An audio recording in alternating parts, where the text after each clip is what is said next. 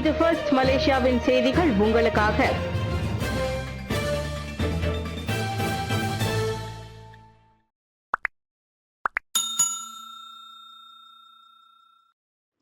மலேசிய திறனாளர் கழகத்தின் talent corp புதிய தலைமை செயல்முறை அதிகாரியாக பிருந்தா மூர்த்தி நியமனம். மலேசியாவின் திறனாளர் மேம்பாட்டு திட்டங்களை அடுத்த கட்டத்திற்கு கொண்டு செல்லும் ஒரு முக்கிய நடவடிக்கையாக மலேசிய திறனாளர் கழகத்தின் அதாவது டேலண்ட் கார்ப்பின் புதிய தலைமை செயல்முறை அதிகாரியாக பிருந்தா மூர்த்தி நேற்று நியமிக்கப்பட்டுள்ளார். மனிதவள அமைச்சர் டாக்டர் ஸ்ரீ ரமணன் ராமகிருஷ்ணன் இதற்கான நியமன கடிதத்தை நேற்று அவரிடம் வழங்கினார். இந்த நியமனம் நேற்று முதல் அதிகாரப்பூர்வமாக அமலுக்கு வருகிறது. இந்த நியமனம் குறித்து பேசிய ரமணன், இன்றைய நவீன தொழில்துறை தேவைகளுக்கு ஏற்ப நம் நாட்டு மக்களின் திறன்களை மேம்படுத்துவதற்கு இது ஒரு சரியான முடிவாகும் என்று குறிப்பிட்டார். அரசாங்கம், கல்வி மற்றும் தொழில்துறை என பல்வேறு முக்கிய துறைகளில் 20 ஆண்டுகளுக்கும் மேலான அனுபவம் கொண்ட பிருந்தா டேலண்ட் கார்ப் நிறுவனத்தை மிக சிறப்பாக வழிநடத்துவார் என்று அமைச்சர் நம்பிக்கை தெரிவித்தார். புதிய கண்டுபிடிப்புகளை ஊக்குவிப்பதிலும் தொழில்துறைக்கு தேவையான தகுதியான ஆட்களை உருவாக்குவதிலும் பிருந்தா அவர்களின் அனுபவம் நாட்டிற்கு ஒரு பெரிய பலமாக இருக்கும். குறிப்பாக தற்போதுள்ள சவாலான பொருளாதார சூழலில் இவரது தலைமைத்துவம் மிக முக்கியமானது என்று அமைச்சர் குறிப்பிட்டுள்ளார். பிருந்தாவின் தலைமையின் கீழ் டேலண்ட் கார்ப் நிறுவனம் நாட்டின் வேலைவாய்ப்பு சந்தையை வலுப்படுத்துவதோடு மலேசியர்களுக்கு சிறந்த மற்றும் தரமான வேலைவாய்ப்புகளை கிடைப்பதை உறுதி செய்யும் என்றும் அவர் தெரிவித்தார். பேராக் வரவு செலவு திட்ட சீரமைப்பு குறித்த துல்லிய ஆய்வு. மேற்கு ஆசியாவில் நீடிக்கும் மோதலை தொடர்ந்து ஏற்பட்ட உலகளாவிய எரிசக்தி நெருக்கடியின் தாக்கத்தை எதிர்கொள்ளும் வகையில் வரவு செலவு திட்ட சீரமைப்பை செயல்படுத்துவது குறித்து பேராக் மாநில அரசாங்கம் ஆராய்ந்து வருகிறது. இந்நெருக்கடியின் தாக்கத்தை எதிர்கொள்வதற்கு கூடுதல் வரவு செலவு திட்டத்தை தாக்கல் செய்வதற்கான மாநில சட்டமன்றத்தின் சிறப்பு கூட்டத்தை நடத்த மாநில அரசாங்கத்திற்கு தற்போது எந்தவொரு திட்டமும் இல்லை என்று அம்மாநில மந்திரி புசார் டாக்டர் ஸ்ரீ சரானி முகமது தெரிவித்தார். கோவிட்-19 காலகட்டத்தின் போது ஏற்பட்ட அனுபவத்தின் அடிப்படையில் அரசாங்கம் சீரமைப்பை தவிர்த்து எந்தவொரு கூடுதல் வரவு செலவு திட்டத்தையும் செய்யவில்லை என்று டாக்டர் ஸ்ரீ சரானி கூறினார். நடப்பில் உள்ள வரவு செலவு திட்டத்தில் எங்கள் கருத்துப்படி செயல்படுத்த முடியாத சில திட்டங்கள் இருப்பதால் மத்திய அரசாங்கத்திலும் மறுசீரமைப்பு நடைபெறுகிறது. ஏனெனில் கட்டுமான செலவுகள் அதிகரித்து வருகின்றன. ஒருவேளை மற்ற செலவுகளுக்கான பிற உதவிகளும் வடிவத்தில் நாம் மறுசீரமைக்கலாம் என்றார் அவர். உலகளாவிய எரிசக்தி நெருக்கடியை எதிர்நோக்கி இருக்கும் மக்களுக்கு உதவுவதற்கு பேராக் மாநில அரசாங்கம் கூடுதல் வரவு செலவு திட்டத்தை தாக்கல் செய்ய தயாராக உள்ளதா என்று நேற்று கெபாயாங் சட்டமன்ற உறுப்பினர் காங்கோர் மிங் எழுப்பிய கூடுதல் கேள்விக்கு சரானி அவ்வாறு பதிலளித்தார். எதிர்க்கட்சித் தலைவர் பதவி காலியாகி இருப்பது தொடர்பில் அதிகாரப்பூர்வ அறிவிப்பில்லை. எதிர்க்கட்சித் தலைவர் பதவியிலிருந்து விலகுவது தொடர்பிலான எந்தவொரு கடிதத்தையும் லாருட் நாடாளுமன்ற உறுப்பினர் டாக்டர் ஸ்ரீ ஹம்சா சைனுடிடம் இருந்து மக்களவைத் தலைவர் தான் ஸ்ரீ ஜஹாரி அப்துல் இதுவரை பெறவில்லை. நேற்று பெர்னாமா தொடர்பு கொண்ட போது தான் ஸ்ரீ ஜஹாரி அத்தகவலை உறுதிப்படுத்தினார். ஹம்சா தற்போது எதிர்க்கட்சித் தலைவர் இல்லை என்பதை பெரிகத்தான் நேஷனல் தலைவர் doctor Seri doctor Ahmad Samsuri Mokhtar கடந்த ஞாயிற்றுக்கிழமை உறுதிப்படுத்தினார். இதனைத் தொடர்ந்து அப்பதவி காலியாகி இருப்பது குறித்து மக்களவைத் தலைவருக்கு தெரிவிக்கும் அதிகாரப்பூர்வ கடிதத்தை அனுப்புமாறு பெரிகத்தான் நேஷனல் பொதுச் செயலாளர் டாக்டர் ஸ்ரீ தகியுடின் ஹசானுக்கு அவர் உத்தரவிட்டுள்ளார். பிரிமாஸ் அரசாங்கம் செயல்பாட்டு செலவுகளை கட்டுப்படுத்தினால் உணவகங்களில் 50% விலை உயர்வு இருக்காது. நாட்டில் உள்ள இந்திய உணவகங்களில் உணவு விலைகள் 50 விழுக்காடு வரை உயர்வதை தவிர்க்க முடியும் என மலேசிய இந்திய உணவக உரிமையாளர்கள் சங்கமான பிரிமாஸ் தெரிவித்துள்ளது. சமையல் எரிவாயு, மின்சார கட்டணம், தண்ணீர் கட்டணம் மற்றும் மூலப்பொருட்களின் விலை உயர்வால் உணவக உரிமையாளர்கள் கடும் நெருக்கடிக்கு ஆளாகி இருப்பதாக சங்கத்தின் தலைவர் டாக்டர் ஜே கோவிந்தசாமி நேற்றைய செய்தியாளர் சந்திப்பில் குறிப்பிட்டார். தவிர பெட்ரோல் மற்றும் டீசல் விலை உயர்வால் போக்குவரத்து செலவுகளும் அதிகரித்துள்ளன. இதுவரை பயணீட்டாளர்களுக்கு சுமை ஏற்படக்கூடாது என்பதற்காக இந்த கூடுதல் செலவுகளை உணவக உரிமையாளர்களே ஏற்று வந்தனர். இருப்பினும் தற்போதைய சூழலில் வணிகத்தை நிலைநிறுத்துவது கடினமாகி வருவதாக அவர் கூறினார்.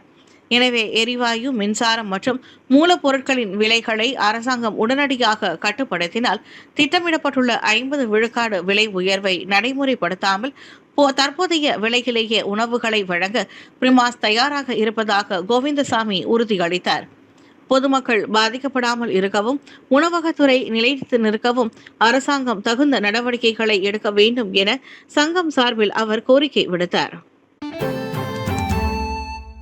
புதிய ஊடக யுக்திக்காக ஏஐ பத்திரிகை துறை டிப்ளமோ MPI அறிமுகம்.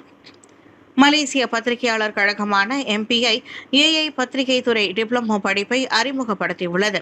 தொழில்நுட்ப வளர்ச்சிக்கு ஏற்ப ஊடகத்துறையின் வளர்ந்து வரும் தேவைகளை பூர்த்தி செய்வதையும் பத்திரிகை துறையின் அறநெறிகளை வலுப்படுத்துவதையும் இது நோக்கமாக கொண்டுள்ளது. இதுகுறித்து MPI தலைமை நிர்வாக அதிகாரி ஐனுல் அம்ரிஸ் இஸ்மாயில் கூறுகையில், செய்தி தயாரிப்பில் AI தொழில்நுட்பத்தை பயன்படுத்த தெரிந்த திறமையான பத்திரிகையாளர்களை உருவாக்கும் நோக்கில் அகாடமியின் இண்டஸ்ட்ரி முன்னெடுப்பின் கீழ் மலேசிய உற்பத்தி திறன் கழகத்துடன் இணைந்து இத்திட்டம் உருவாக்கப்பட்டுள்ளது என்றார். அதே சமயம் டிஜிட்டல் அச்சுறுத்தல்களை புரிந்து கொள்வதற்கும் தரவுகள் மற்றும் செய்தி ஆதாரங்களை பாதுகாப்பதற்கும் பத்திரிகையாளர்களுக்கு உதவும் வகையில் இணைய பாதுகாப்பு பத்திரிகை துறை டிப்ளமோ படிப்பையும் MPI அறிமுகப்படுத்தியுள்ளது. நடைமுறை பயிற்சி மற்றும் கோட்பாடுகளை உள்ளடக்கிய இந்த இரு திட்டங்களிலும் கண்டென்ட் அட்டோமேஷன், தரவு பகுப்பாய்வு மற்றும் இணைய அச்சுறுத்தல் மேலாண்மை போன்றவை கற்பிக்கப்படும். இதன் முதல் குழுவில் சுமார் 40 மாணவர்கள் ஜூலை மாதத்திற்கு பிறகு சேர்க்கப்படுவார்கள் என எதிர்பார்க்கப்படுகிறது. கிளாங் லாமா சாலை விபத்து, பேருந்து ஓட்டுநரை அதிரடியாக இடைநீக்கம் செய்த ராபிட் பஸ். கோலாலம்பூர் ஜாலான் கிளாங் லாமாவில் ஏற்பட்ட விபத்தை அடுத்து சம்பந்தப்பட்ட பேருந்து ஓட்டுநரை ராபிட் பஸ் நிறுவனம் அதிரடியாக பணி இடைநீக்கம் செய்துள்ளது. மார்ச் 11 சம்பவத்தில் அந்த ராபிட் KL பேருந்து பல வாகனங்களுடன் மோதி விபத்துக்கு உள்ளானது. இது தொடர்பான காட்சிகள் சமூக வலைதளங்களில் பரவி பரபரப்பை ஏற்படுத்திய நிலையில் சம்பந்தப்பட்ட ஓட்டுநர் விசாரணை முடியும் வரை பணியிலிருந்து விலக்கி வைக்கப்படுவதாக அந்நிறுவனம் அறிவித்துள்ளது. இந்த விபத்தில் தனது வாகனம் சேதமடைந்ததாக லீ டெங் ஹான் எனும் உரிமையாளர் Facebook பதிவில் குற்றம் சாட்டி இழப்பீடு பெற தாமதம் ஏற்படுவதாக கூறியிருந்தார். பலமுறை தொடர்பு கொண்டும் தெளிவான பதில் கிடைக்கவில்லை என்றும் அதிருப்தி தெரிவித்த நிலையில் இந்த விளக்கம் அளிக்கப்பட்டுள்ளது. விபத்தில் பாதிக்கப்பட்ட வாகன உரிமையாளர்களை தொடர்பு கொண்டு காப்புறுதி மற்றும் இழப்பீடு தொடர்பான நடவடிக்கைகளை மேற்கொண்டு வருவதாக கூறிய ராபிட் பஸ் போலீசாரின் விசாரணைக்கு முழு ஒத்துழைப்பு வழங்கி வருவதாகவும் குறிப்பிட்டது. பயணிகளின் பாதுகாப்பே தங்களின் முதன்மை நோக்கம் என தெரிவித்துள்ள ராபிட் பஸ் நிறுவனம் ஓட்டுநர்களுக்கான பயிற்சி மற்றும் பாதுகாப்பு விதிமுறைகளை தொடர்ந்து மேம்படுத்தப் போவதாக கூறியுள்ளது. அதிர்ஷ்டவசமாக இந்த விபத்தில் உயிரிழப்புகள் எதுவும் ஏற்படவில்லை என்பது குறிப்பிடத்தக்கது. பொழுதுபோக்கு கிளப்பில் நாற்காலியில் கீழே விழுந்த 65 வயது ஆடவர் மரணம். பினாங்கு ஐர்-இ-தாம் ஜாலான் பவுண்டரியில் உள்ள பொழுதுபோக்கு கிளப்பின் வாடிக்கையாளர் ஒருவர் செவ்வாய்க்கிழமை அங்கு நாற்காலியிலிருந்து தவறி விழுந்து மயக்க நிலையில் கண்டெடுக்கப்பட்டதை தொடர்ந்து அவர் உயிரிழந்தது உறுதிப்படுத்தப்பட்டது. பாதிக்கப்பட்டவர் 65 வயதான உள்ளூர் ஆடவர் என அடையாளம் காணப்பட்டதாக பினாங்கு வடகிழக்கு மாவட்டத்தின் போலீஸ் துணைத் தலைவர் சூப்பரிண்டென்டென்ட் லீ ஸ்வீ ஷேக் தெரிவித்தார். செவ்வாய்க்கிழமை இரவு 7:10 மணி அளவில் இந்த சம்பவம் நிகழ்ந்ததாக விசாரணையில் தெரிய வந்துள்ளது. சம்பவம் நடந்த இடத்திற்கு வந்த ஆம்புலன்ஸ் வண்டியின் பணியாளர் இதனை உறுதிப்படுத்தினார். இறந்தவரின் உடலை பரிசோதித்ததில் சந்தேகத்திற்குரிய காயங்கள் எதுவும் காணப்படவில்லை. சம்பவ இடத்தில் நடத்தப்பட்ட விசாரணையின் முடிவுகளும் அந்த ஆடவரின் மரணத்தில் எந்த குற்ற செயல்களும் இல்லை என்பதை காட்டின. மேலும் நேற்று நடத்தப்பட்ட பிரேத பரிசோதனைகள் முக்கிய இரத்த நாளம் வெடித்ததே அந்த நபரின் மரணத்திற்கு காரணம் என்று தெரிய வந்ததோடு அவரது இறப்பு திடீர் மரணம் என வகைப்படுத்தப்பட்டுள்ளது. மார்ச் மாதத்தில் 5900 பேர் வேலை இழந்தனர். மலேசியாவில் மார்ச் மாதத்தில் 5900 பேர் வேலைகளை இழந்துள்ளனர். அவற்றில் ஸ்லாங்கூர் மற்றும் கோலாலம்பூரில் அதிக எண்ணிக்கையிலானோர் வேலை இழந்துள்ளனர். ஸ்லாங்கூரில் 29.3 விழுக்காடு பாதிப்புகளும், அதனைத் தொடர்ந்து கோலாலம்பூரில் 25.6 விழுக்காடு பாதிப்புகளும் பதிவாகி உள்ளதாக பெர்காசோ தரவுகள் மற்றும் ஹாங்லியாங் முதலீட்டு வங்கியின் தகவல் மூலம் தெரிய வந்துள்ளது. இந்த வேலை இழப்புகள் தயாரிப்பு தொழில்துறை, மொத்த மற்றும் சில்லறை வர்த்தகம் தவிர தகவல் தொடர்பு துறைகளிலும் குவிந்திருந்தன. பிப்ரவரியில் 7500 இருந்த பாதிப்புகளின் எண்ணிக்கை தற்போது குறைந்திருந்தாலும் தொழிலாளர் தேவை அதிகரித்து காலி பணியிடங்கள் 1,07,000 உயர்ந்ததன் நேரத்தில் இந்த இழப்பு ஏற்பட்டுள்ளது. உலகளாவிய நிச்சயமற்ற தன்மைகள் இருந்த போதிலும் உள்நாட்டு மற்றும் ஏற்றுமதி தேவையின் ஆதரவுடன் தொழிலாளர் சந்தை இன்னும் மீட்சியை கொண்டதாக இருப்பதை குறிக்கும் வகையில் வேலையின்மை விகிதம் 2.9 விழுக்காடாக நிலையாக இருந்தது. வெள்ளத்தினால் ஏற்பட்ட இழப்புகள் கடந்த ஆண்டு குறைந்துள்ளது. மலேசியாவில் 2024ஆம் ஆண்டில் 93 கோடியே 34 லட்சம் ரிங்கிட்டாக பதிவு செய்யப்பட்ட வெள்ளத்தினால் ஏற்பட்ட இழப்புகள் 2025ஆம் ஆண்டில் 63 கோடியே 69 லட்சம் ரிங்கிட்டாக குறைந்துள்ளது. மொத்த இழப்புகளில் பொது சொத்துகள் மற்றும் உள்கட்டமைப்பு துறையில் ஏற்பட்ட இழப்புகளை மிக அதிகமாகும். அத்துறைகளில் கடந்த ஆண்டு 30 கோடியே 34 லட்சம் ரிங்கிட்டாக இருந்த இழப்புகளின் மதிப்பு இவ்வாண்டு 38 கோடியே 2 லட்சம் ரிங்கிட்டாக அதிகரித்துள்ளதை புள்ளி விவரத்துறை தலைவர் டாக்டர் முகமது உசேர் மஹிதீன் சுட்டிக்காட்டினார்.